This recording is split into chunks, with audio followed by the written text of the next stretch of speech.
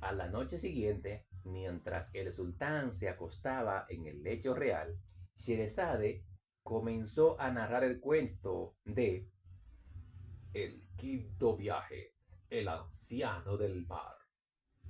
Después de unos años de tranquilidad, empecé a echar de menos la aventura. Saqué dinero de mi cofre, compré unas telas muy finas y me fui al puerto en busca de un barco.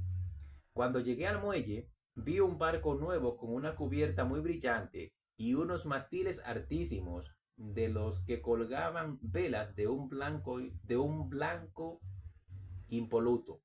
Los compré en el acto y después contraté al capitán y a la tripulación. Otros 6 mercaderes pagaron pasajes para embarcarse conmigo. Zarpamos con viento favorable un día despejado y navegamos durante semanas, de puerto en puerto y de isla en isla, comprando y vendiendo mercancías, hasta que un buen día llegamos a una pequeña isla. Desembarcamos para descansar y recolectar fruta en sus bosques. Allí, entre la vegetación, vimos algo blanco que brillaba. Uno de los mercaderes trepó a un árbol y descubrió que era una cúpula. Vamos a ver si está habitada, propuso. Nos abrimos paso entre la densa floresta hasta que llegamos a un claro donde se alzaba la cúpula. Mis compañeros recorrieron divertidos su perímetro mientras acariciaban las paredes lisas con las manos. ¿Dónde está la puerta?, preguntaron. Yo sabía perfectamente de qué se trataba. No es un edificio, le expliqué.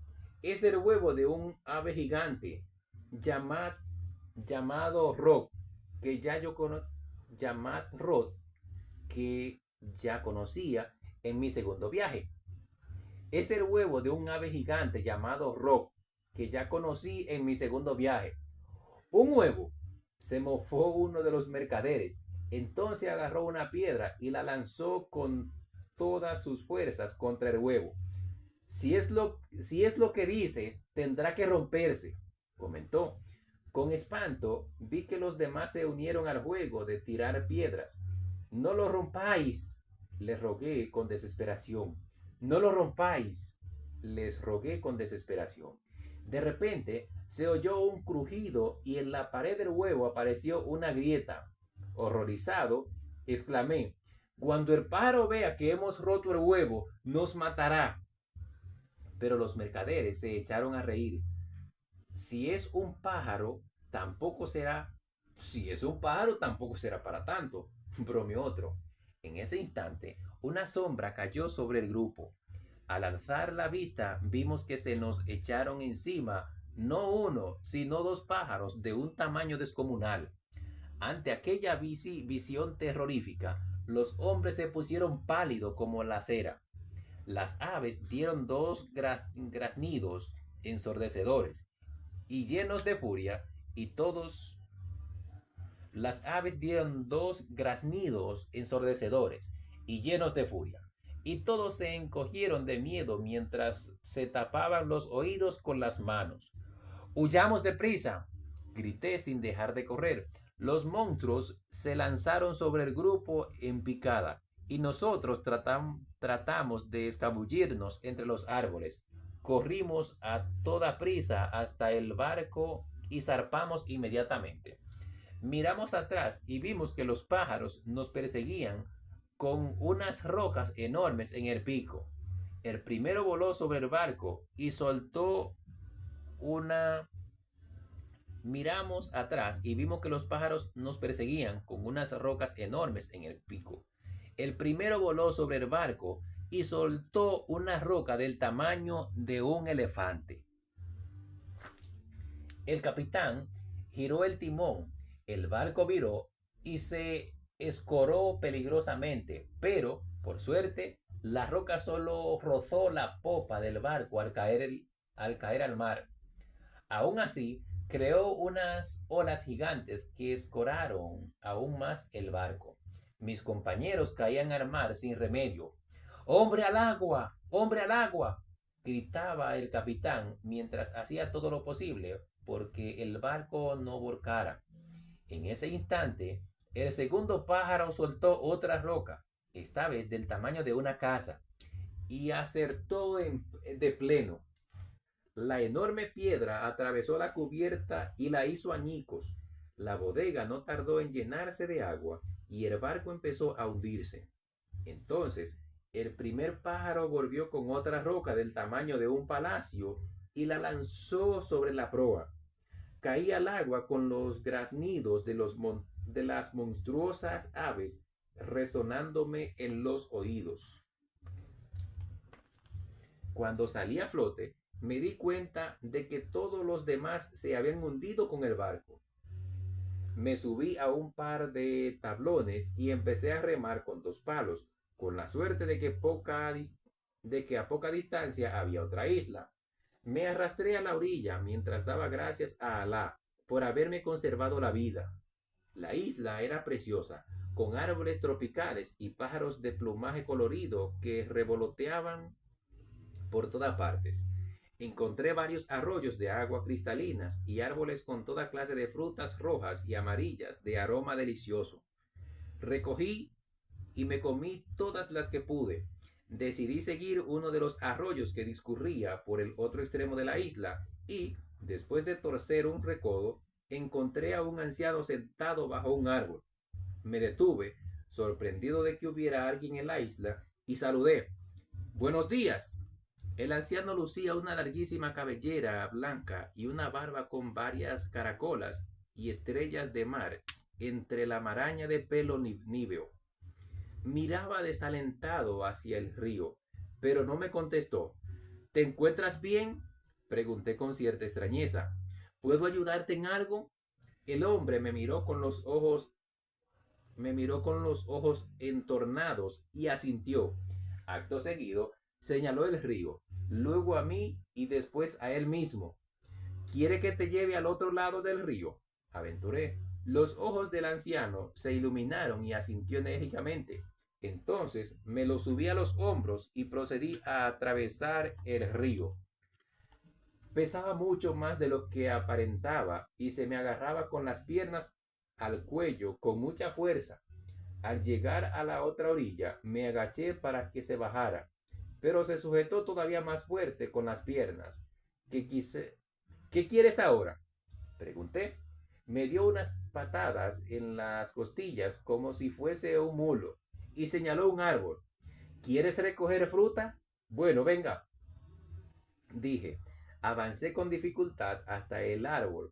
Agarró varias piezas y las devoró con tanta avidez que el zumo me caía en la cabeza. Oye, especté un poco molesto. De nuevo intenté bajármelo de los hombros, pero apretó las piernas con tanta fuerza que creí que iba a estallar la cabeza. ¿Hasta cuándo voy a tener que llevarte a cuesta? Pregunté bruscamente. Con otra patada en las costillas me dio la señal de que avanzara.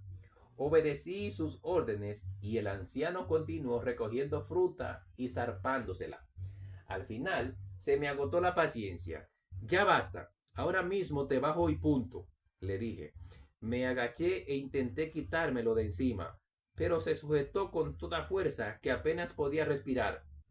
Probé a agarrarle las piernas para separarlas, pero siguió apretando hasta que empecé a marearme.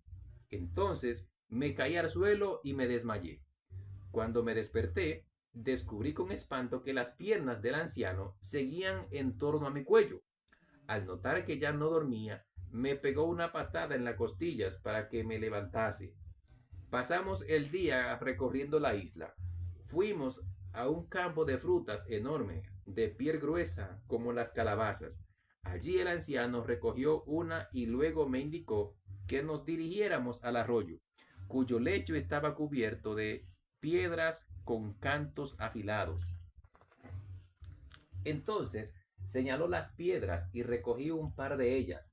Vi que con una de las piedras rajaba la fruta de piel gruesa, de modo que me guardé la otra en el bolsillo, pensando que podría venirme bien en otro momento. El anciano me pasó un trozo de fruta. Al principio me alegré, creyéndolo compasivo, pero pronto me di cuenta de que no era más que una cuestión práctica. Si quería que lo llevara de un lado a otro, tenía que darme de comer. Aún así, la fruta estaba muy rica, era blanca y dulce y tenía unas semillas crujientes de color claro. El anciano se impacientó y empezó a gruñir para que terminara rápido. Ya atardecía cuando me condujo a un bosque donde encontramos un lecho de musgo. Me eché sobre él, con el anciano aún subido a los hombros, y preguntándome con angustia cuándo volvería a ser libre de nuevo. No logré pegar ojo en toda la noche. Mientras las estrellas brillaban en el cielo, yo me devanaba los sesos buscando la forma de escaparme. Por la mañana volvimos al campo de calabazas. Mientras el anciano se comía una, usé la piedra para cortar una tapa en una calabaza y luego vaciarla. Al marcharnos, me llevé la calabaza hueca. Esa noche, mientras el anciano dormía, recogí unas briznas de hierba que quedaban a mi alcance y las trencé para hacer una cuerda. A continuación, hice un agujero en la calabaza y le até la cuerda. Al día siguiente, fuimos a recoger unos dátiles. Aproveché para atar mi calabaza a la palmera y hacer un corte encima. La savia comenzó a brotar y se fue acumulando en la calabaza hueca. 2 días más tarde, cuando pasamos de nuevo por delante, recogí la calabaza y olí el contenido. Sonreí para mis adentros. Como pensaba, la savia había fermentado y se había transformado en dulce vino de palma. El anciano no tardó en darme un coscorrón al ver la calabaza con el líquido, de modo que se la pasé. Sorbió un poco y soltó una carcajada. Le gustaba. Echó la cabeza hacia atrás y se bebió casi todo el vino. Por descontento, después de beberse esa cantidad de vino, estaba totalmente borracho. Iba balanceándose alegre sobre mis hombros mientras entonaba una canción en un extraño idioma. Mientras tanto, yo hacía todo lo posible por no caerme con tanto movimiento. Cada vez arrastraba más las palabras al cantar, hasta que al final se derrumbó sobre mi cabeza y empezó a roncar. Poco a poco, las piernas se le fueron aflojando. Lo acosté en el suelo y me zafé. Con cuidado de no despertarlo, por fin era libre. Caminé hasta la playa mientras me masajeaba los hombros doloridos. Me senté durante unas horas allí con la mirada perdida en el horizonte. De pronto vi una vela blanca. Era un barco que se dirigía con rumbo decidido a la isla. Echaron el ancla y unos marineros desembarcaron para recoger agua fresca. Salí a su encuentro, radiante de alegría al saberme salvado. Fueron muy amables y me ofrecieron llevarme con ellos. Ya en el barco, les conté la historia del anciano. Ese es el anciano del mar, exclamó el capitán. He oído que ahora le ha dado por vivir en tierra. Como no puede andar, se monta en cualquiera que sea lo suficientemente tonto o bondadoso como para acercársele. Y sigue encaramado a esa persona hasta que muere de extenuación. Tiene suerte de haber escapado con vida. Nos detuvimos en otra isla y me pidieron que ayudara a la tripulación a recoger piedra de la playa. Entonces fuimos al interior donde había cientos de monos jugando en los árboles. Los marineros empezaron a lanzarles las piedras. Al principio me pareció una crueldad, pero luego comprendí por qué lo hacían. Los monos respondieron al ataque lanzando cocos. En unos pocos minutos teníamos una alfombra de cocos a nuestros pies. Los recogimos y zarpamos con rumbo a otros de los puertos isleños, donde era día de mercado. Allí vendimos los cocos y sacamos un dinero. Noté que en el mercado casi todo el mundo lucía perlas. Las llevaban en collares, anillos, botones e incluso en las asas de los canastos de la compra. Le pregunté a una mujer cómo podía ser todo tan rico, cómo podían ser todos tan ricos para poseer tantas perlas. Por aquí las perlas las venden a 1 céntimo, fue su respuesta. Hay tantas en estas costas que las utilizamos para todo. Esta tarde gasté, esa tarde gasté parte de lo que había ganado con la venta de los cocos en 4 sacos de perla. Con el resto me compré un pasaje de regreso a casa.